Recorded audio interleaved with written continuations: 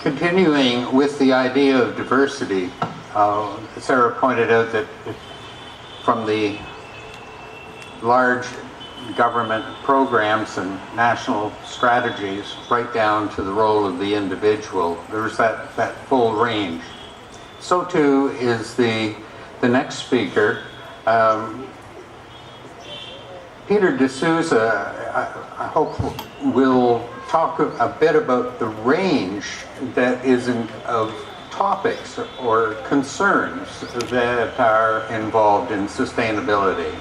The threats that are there, from large-scale youth unemployment to migration, etc. It isn't sort of the traditional idea of sustainability that is here within society now. So let me just say a few words about Peter.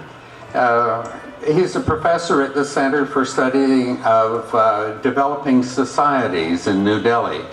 And he works on issues of democratic politics and in comparative politics in South Asia. And he's worked on a range of themes from Panchayat Raj, trust and political institutions, Dalits and discrimination, and even the uniform civil code in India.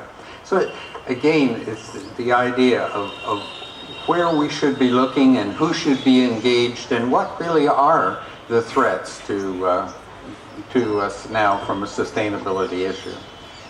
Thank you, Chair. Thank you, CE, for inviting me here. As you've just learned from the introduction, I'm neither a professional educationist nor am I a professional environmentalist. I'm a political scientist who, in a sense, tries and develops a critical conversation with both communities. And that's the location from which I'm going to speak.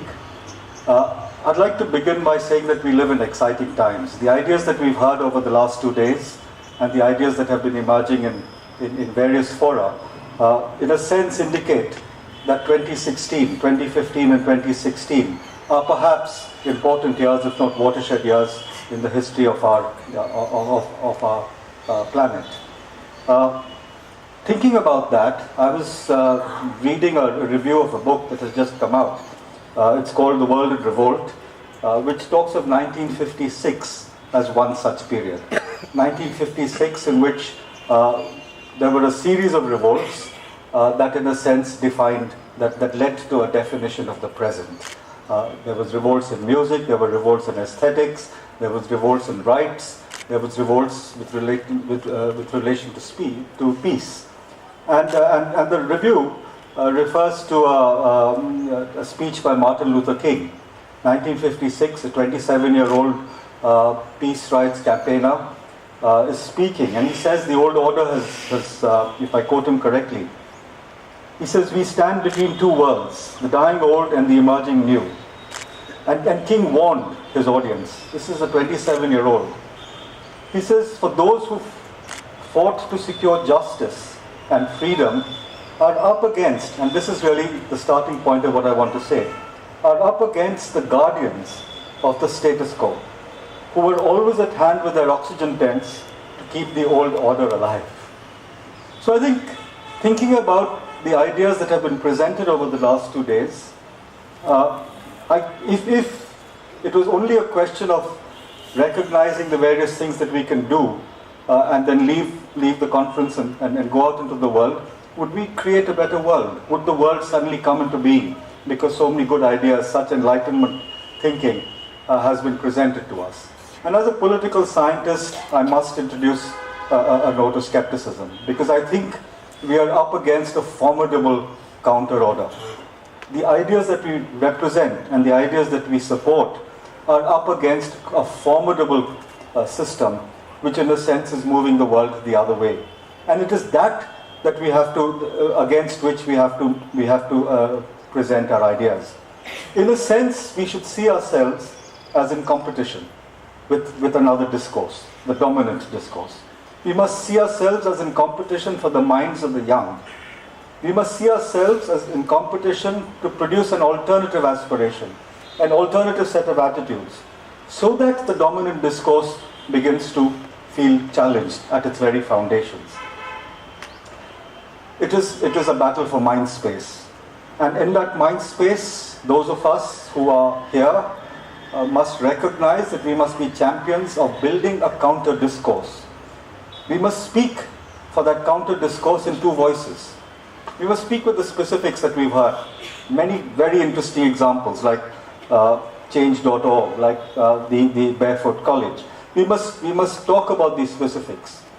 But we must also not forget that there is a big picture that has to be made, and that big picture has to stand in contrast to the big picture that today presents itself as the only way, what was referred to in an earlier plenary as the neoliberal discourse. Now, to develop that big picture, we need to do several things. And this is very important because, I really want to caution us against believing that speaking in English from a particular location in the world with good ideas and good intentions, we will have done enough. There is another world out there. There is a world of the global south that somehow doesn't have enough of a voice on such important occasions, not just here but elsewhere. So we must develop a counter discourse which must speak in two voices. It must try and forge a big picture. And it must do this by drawing on multiple cosmologies. It must do this by looking for concepts from outside the West. Looking from concepts that are not just concepts that come from what we will metaphorically call the English-speaking world, but look for concepts that are there in Latin America, in Africa, in South Asia, in Southeast Asia. We must look for alternative concepts. Gandhi, in one sense, gave us a whole menu of all such alternative concepts. The concept of trusteeship is a concept which has been under-theorized, but which in a sense represents an important nodal point for the counter discourse. So we must look for concepts. We must look for texts. There are important texts that in a sense give us the big picture. Yesterday, Ela Ben's new book was discussed, Anubandh, and she puts forward this brilliant idea which would have tremendous impact in the global south, that within a 100-mile radius of a village or a locality in the rural areas, we will be able to produce a sustainable economy for all the things that the village requires. A 100-mile radius. Unfortunately, it seems like a naive idea, and an idea which doesn't recognize that all global economies, all economies today, work within a 100,000-mile radius. The 100-mile radius is an idea that needs to be explored. It's a big idea. There's another text which, in a sense, complicates the secular discourse that we have. We had a glimpse of that a parallel discourse when the learned governor talked about dharma and talked about the Indian cosmologies, which echoed the concerns of this group.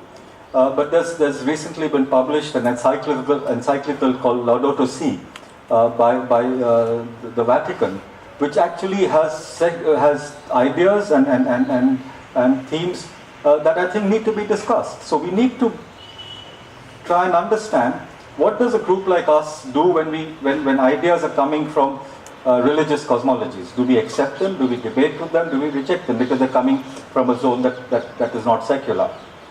We need to identify practices, and we've had two sets of practices presented on this forum, which are fascinating. The Goals.org and Barefoot College, which can be multiplied. I mean, I recall it in conversation I had with the educationists of an experiment, and I think it was Botswana, where they were concerned about school dropout, and so they decided to give children solar lamps, so that when they went home and they didn't have electricity, they would still be able to study.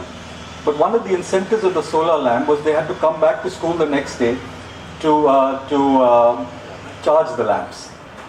So there are such fantastic practices across the world. We need to know more about them, and we need to have our panel document them. We need institutions. We need to look for innovations. We need to, and finally, there's a third text, and I'll conclude on that note, which is produced by UNESCO, I had the good fortune of being associated with it, but that's not the reason I'm talking about it, because over the last 2 days, lots of texts have been presented to you. But this is intended to be a big picture text. It's a slim volume. It's called Rethinking Education Towards a Global Common Good.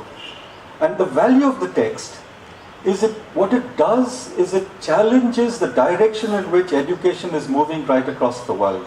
It says that education today is increasingly being seen as a private good. We must restore its understanding as a common good, not just as a common good, as a global common good. And that is the direction in which we can go. So I've just mentioned 3 texts. Ela Ben's book, Laudato Si, and the UNESCO document. But there are many such texts, and there are many more that I hope in the coming days and weeks this congregation will make available to us through the various internet sites that have been mentioned. And through that, I hope we will be able to generate a counter discourse. The counter discourse is necessary. There are no luxuries available to us, and the counter discourse has to be in terms of the big picture. Only then will the dominant discourse begin to take us seriously. Thank you.